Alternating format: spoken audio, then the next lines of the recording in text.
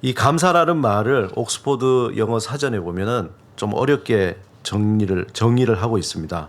뭐라고 정의하고 있냐면은 고마워하는 특성이나 상태, 호의에 보답하려는 의도. 이렇게 정의를 하고 있어요. 그래서 가만히 저 말을 조금 살펴보면은 고마워하는 특성, 우리가 번역을 저렇게 해서 그런데 뭔가 고마워하려는 그런 마음이겠죠. 그런 상태, 뭔가에 대해서. 그리고 자기도 모르게 뭔가 이렇게 좋은 일이 있기 때문에 그 호의에 보답하려는 어떤 의도, 그런 태도, 그런 상태를 감사라고 그렇게 정의를 합니다.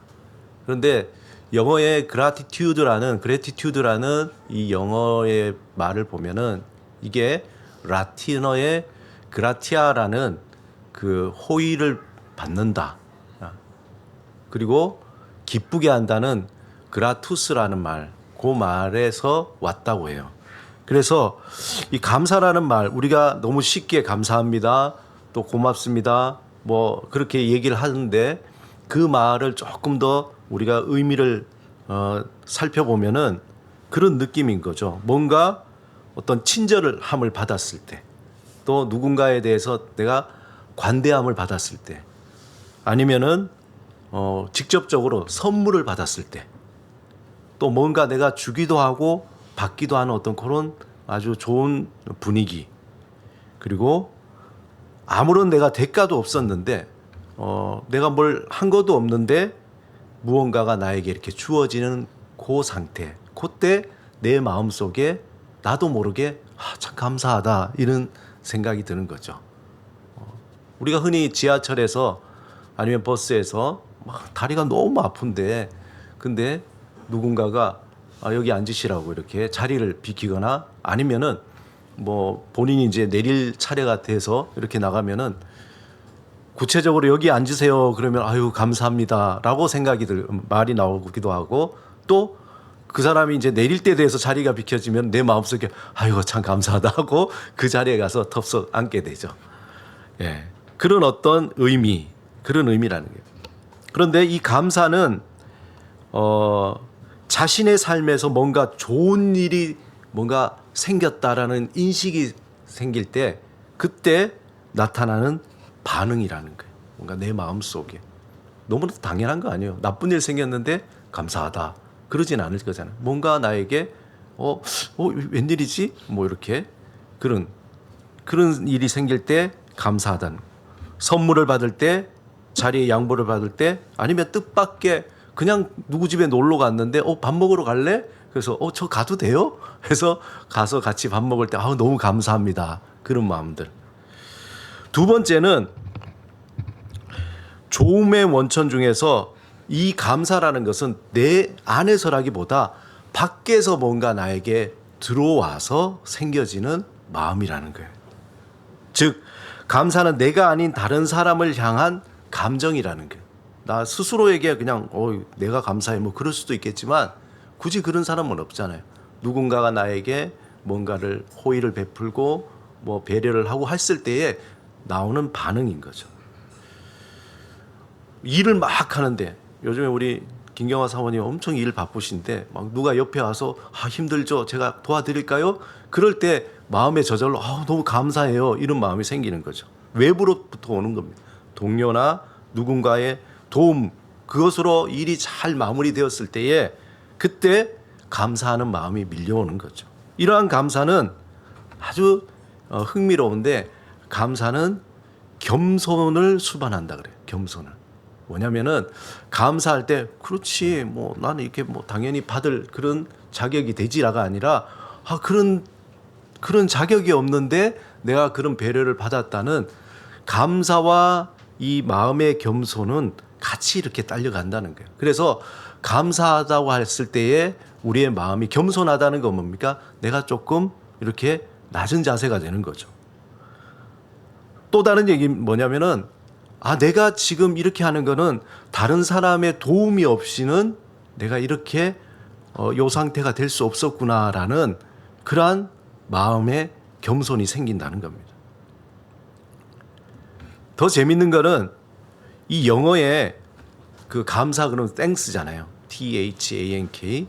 그리고 영어에 생각하다가 뭡니까? think잖아요. THINK. 요 말이 어원이 다 같은 데서 왔다는 거예요. 감사하다는 것과 생각하다는 것.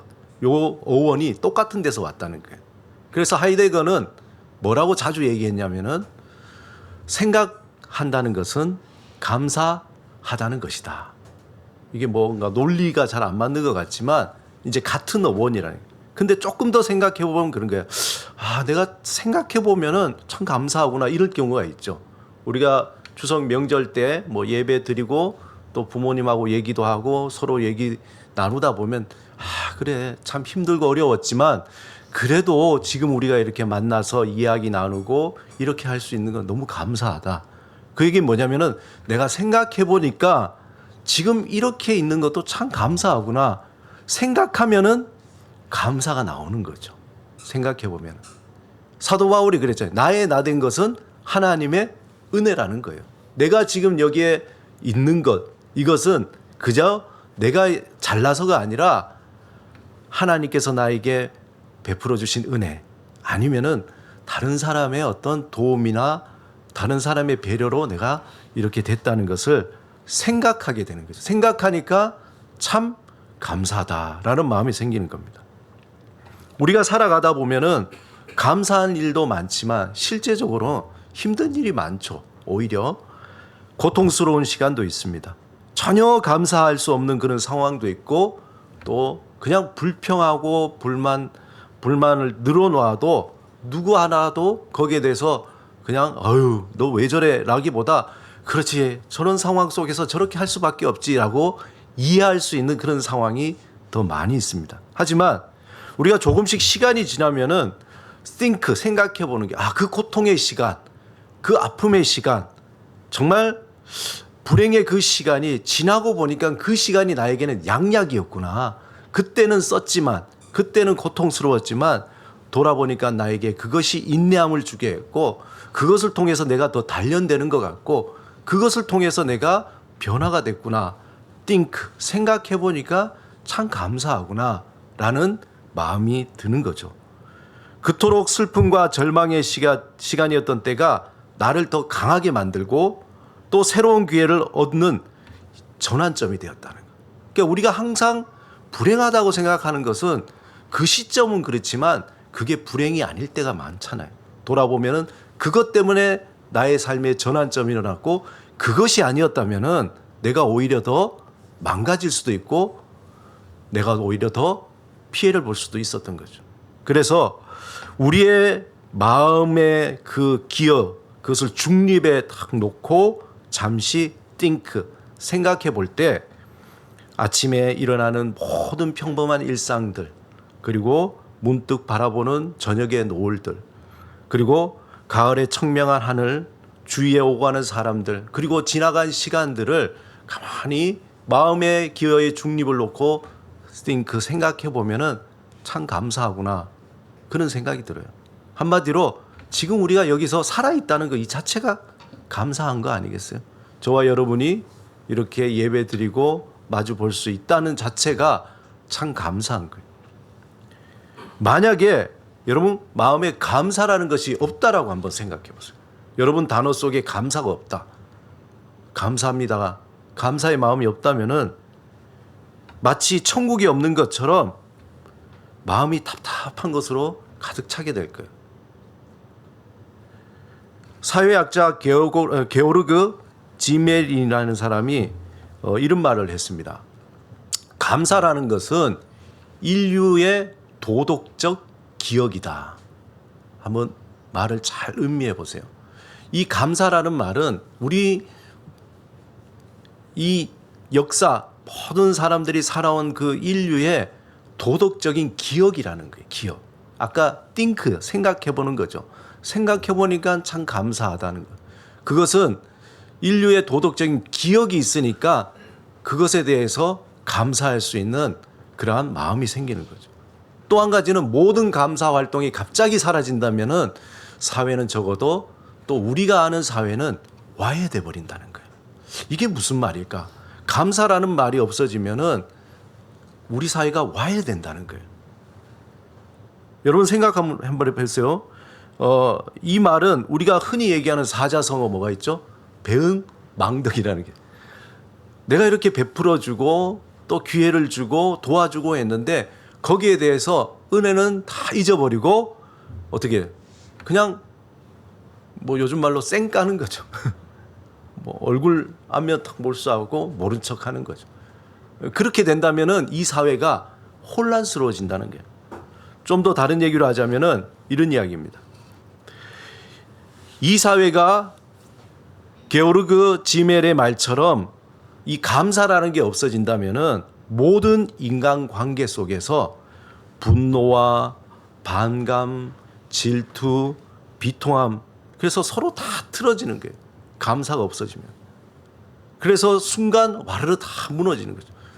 자녀가 부모에 대해서 감사하지 않고 동료에 대해서 감사하지 않고 뭐 가족이나 친지나 아니면 사회 구성원들, 직장 서로 감사가 없으면은 거기에는 이게 모든 관계들이 다 분절이 일어나서 끊어져 버리는 것 같은 그러한 일이 일어난다는 것입니다. 어떻게 보면 이 감사라는 것은 나와 다른 사람을 잇는 고리와 같은 거예요. 감사합니다라고 할 때에 제가 우리 연전사님한테 감사합니다. 아니 무슨 말씀을요? 라고 할 때 서로의 고리가 이렇게 만들어져. 관계의 고리가. 서로 그 관계의 고리로 서로 연대가 이루어지는 거예요. 내가 누군가에게 감사한 마음이 있을 때 그와 늘 연결이 되어 있다는 거예요. 하지만 그 마음이 사라지기 시작하면 그 고리는 느슨해지기 시작하는 거죠.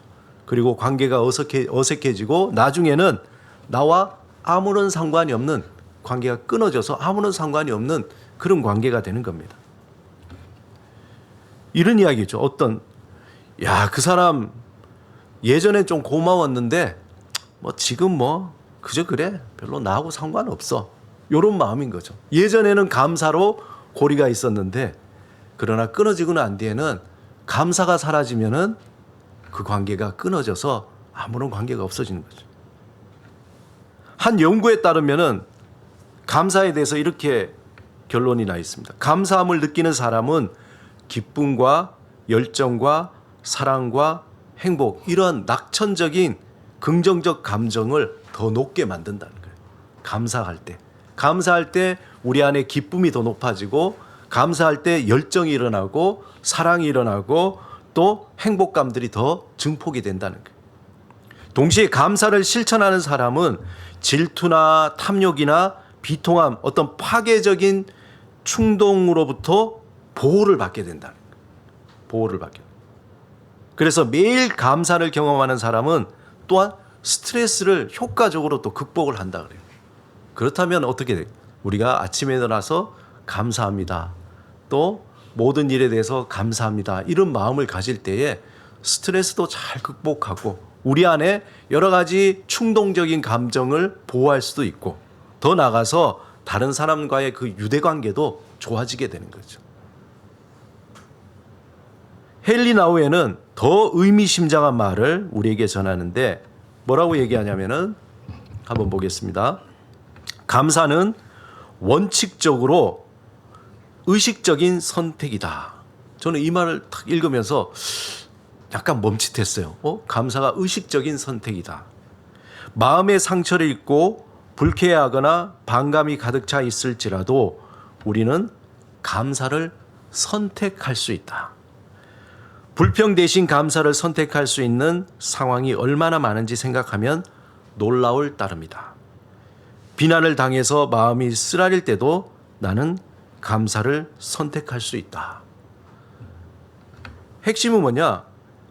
헨리 나우의 영성가가 볼 때에 이 감사라는 것은 어떤 외부적으로 나에게 주어지지 않는 뜻밖의 어떤 일로 얻어질 때 나타나는 반응이기도 하지만 한편으로는 우리가 그 감사를 선택할 수 있다는 거예요. 여러분 어떻게 생각하십니까? 감사를 선택할 수 있다. 제 마음 한편에는 이 글을 읽으면서 그래 맞아.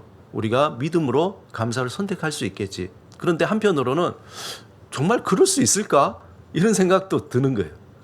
감사를 선택할 수도 있지만 그 억지 충냥이처럼 그냥 이걸 내가 선택할 수 있을까? 이런 생각도 의문도 듭니다. 그래서 우리가 감사를 선택하려는 그 마음에 근육이 있어야 되겠구나라는 생각을 하게 돼요. 훈련이 돼야 된다는 거예요.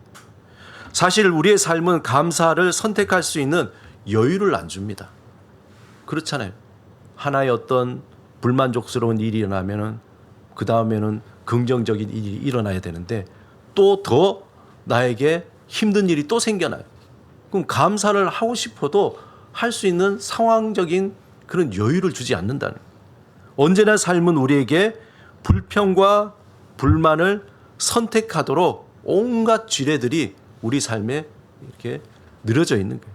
여기저기에 숨겨져 있어서 이쪽을 밟다가 터지고 저쪽을 밟다가 터지고, 그래서 여기에 뭐 꾹 참고 있었는데 하나 터져가지고 그래 또 참았는데 여기에 또 터져가지고 감사가 아니라 그냥 누가 그러더라고요.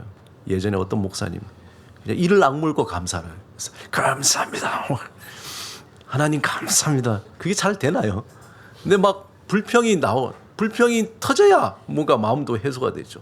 막 씨가 그냥 엄청나요. 막 씨나 18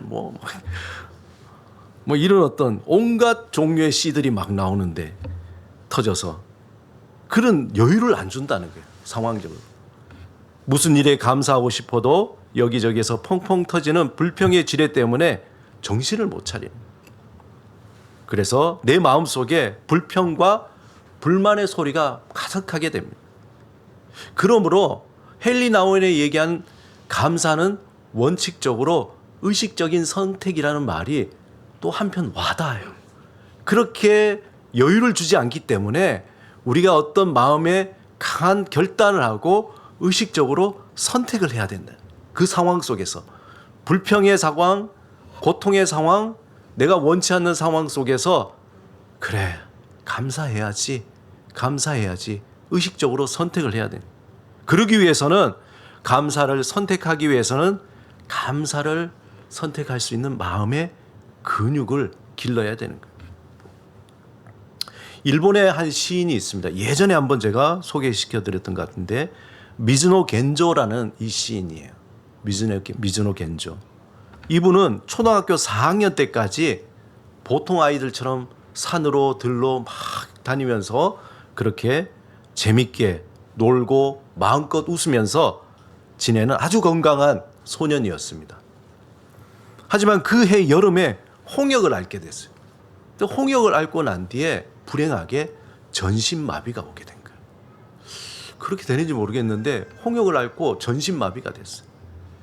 그래서 말도 못하게 되는 그런 상황이죠. 하루아침에 그렇게 된 거예요. 꼼짝 못하고 말도 못하는 그런 아이. 그래서 겐조가 12살이 되던 어느 날 이렇게 막 아무것도 못하고 집안에만 있던 그 겐조, 그리고 그 삶에는 빛이 아니라 어둠으로 가득해 됐던 그 겐조의 어느 날 그가 사는 마을에 교회 목사님이 이제 그 겐조가 불쌍해서 아마 국률이 여겨서 집에 빵을 사러 왔다가 때마침 겐조를 알게 되고, 그리고 그 겐조를 보고 난 뒤에 나중에 책 한 권을 주게 돼요. 그 책이 뭐냐? 성경책이었어요. 성경책을 받은 겐조는 그날부터 열심히 성경을 읽기 시작해요. 말을 못하니까 눈으로 이렇게 한 장 읽으면 이렇게 하면 넘겨주고 그렇게 했다. 그래서 그날부터 매일 성경을 읽으면서 놀랍게도 조금씩 수렁에서 빠져나오기 시작했어요. 그동안 그를 둘러싸고 있던 그 어둠의 방에서 이제 아주 작은 빛이 들어오기 시작했습니다. 그는 자신이 왜 살아야 되는지, 어린 나이에 왜 나는 이런 고통을 당해야 되는지, 왜 갑자기 내가 뭘 잘못했길래 이런 일을 당해야 되는지, 그런 어떤 불평과 불만으로 가득 차 있었던 그의 마음에 예수 그리스도를 통해서 감사의 틈새가 생겨나기 시작한 거예요. 그의 얼굴에는 이전에 없었던 웃음기가 조금씩 피어나기 시작했고, 겐조가 14살이 되었을 때에 그는 예수 그리스도를 온전히 영접하게 되었습니다. 이후에 자신 속에 드려진 감사의 빛으로 그는 시를 쓰기 시작했어요. 어떻게 썼을까요? 눈으로 깜빡. 우리로 치면은 기억하면은 이런 식으로 해서 눈으로 깜빡해서 한자 한자 썼다. 그렇게 수백 편의 시를 남기고 불행하게 47살에 하나님의 품에 안기게 됐습니다. 놀라운 것은 말을 할 수 없었던 겐조는 눈을 깜빡이면서 한 글자 한 글자 찾아서 문장을 만들어 수백 편의 시를 썼다는 거예요. 저는 이 글을 읽고 진짜 인간이 이렇게 할 수 있을까? 하나님의 은혜가 아니고는 할 수 있을까? 그가 쓴 시 중에 산다라는 시를 한번 소개하겠습니다. 제목 산다. 하나님의 크신 손 안에서 달팽이는 달팽이답게 기며 반딧불 꽃은 반딧불 꽃답게 피고 청개구리는 청개구리답게 울며 하나님의 크신 손 안에서 나는 나답게 산다. 아주 소박하고 있는 그대로의 그 모습이죠. 그냥 나는 나답게 그냥 가만히 있는 거예요. 눈만 뻑뻑 마치 아무런 것도 할 수 없지만 그렇지만 하나님의 크신 손 안에 나는 나답게 산다. 이 안에는 겐조우가 비록 말할 수도 없고 움직일 수도 없었지만 그 상태에 대해서 감사하며 살았다는 거예요. 겐조우는 감사할 수 없는 상황에서 감사를 선택한 거죠. 선택한 거죠. 만약에 예수를 믿고 갑자기 그가 입이 말을 할 수 있었다면 더할 수 없이 감사했겠죠. 예수를 믿고 그의 손이 움직였다면 우리가 더할 수 없는 감사의 조건이 될 수 있었어요. 그러나 겐조우는 예수를 믿었지만 아무런 신체적인 변화가 없었습니다. 감사할 수 없는 상황에서 그러나 그가 이렇게 살 수 있다는 것에 대해서 감사한 거예요. 자신이 살아있음을 기뻐했습니다. 47이라는 아주 짧은 생이었지만 그는 수백 편의 시를 쓴 거예요. 그리고 감사하고 기뻐하며 살 수 있던 거예요. 그의 책 제목이 뭐냐면은 감사는 밥이다. 감사는 매일매일 먹는 밥처럼 그는 감사를 먹고 또 감사하면서 살아요. 감사를 먹었으니 감사가 나오겠죠. 정말 굉장히 제 개인적으로 숙연해지는 거예요. 그의 삶을 보면서 굉장히 숙연해지는 거예요. 나는 과연 그럴 수 있을까 하는 그런 마음도 듭니다. 그는 감사를 밥을 먹듯이 매 순간 하나님을 의지하면서 믿음 안에서 감사를 선택하면서 살았던 거예요. 감사를 선택하면서 살았던 거예요. 오늘 함께 읽은 시편 100편은 너무나 유명한 시죠. 감사의 시 중에 하나입니다. 이 시는 다른 감사시처럼 이스라엘 백성들이 성전에 올라갈 때에 다 같이 찬송하며 불렀던 시입니다. 1절에서 3절은 성전 문 앞에서 회중들이 불렀어요. 그리고 4절, 5절은 성전의 성가대가 성전 안에서 이렇게 화답하면서 부른 시입니다. 우리 1절에서 3절 우리 함께 먼저 읽겠습니다. 시작. 온 땅이여 여호와께 즐거운 찬송을 부를지어다. 기쁨으로 여호와를 섬기며 노래하면서 그의 앞에 나갈지어다. 여호와가 우리의 하나님이신 줄 너희는 알지어다. 그는 우리를 지으시니요 우리는 그의 것이니 그의 백성이요 그의 기르시는 양이로다. 이러면은 성가대가 이렇게 화답합니다. 감사함으로 그의 문에 들어가며 찬송함으로 그의 궁정에 들어가서 그에게 감사하며 그의 이름을 송축할지어다. 5절 여호와는 선하시니 그의 인자하심이 영원하고 그의 성실하심이 대대에 이르리로다. 특히 4절에 보면 감사함으로 그의 문에 들어가며 찬송함으로 그의 궁정에 들어가서 그에게 감사하며 그의 이름을 송축할지어다.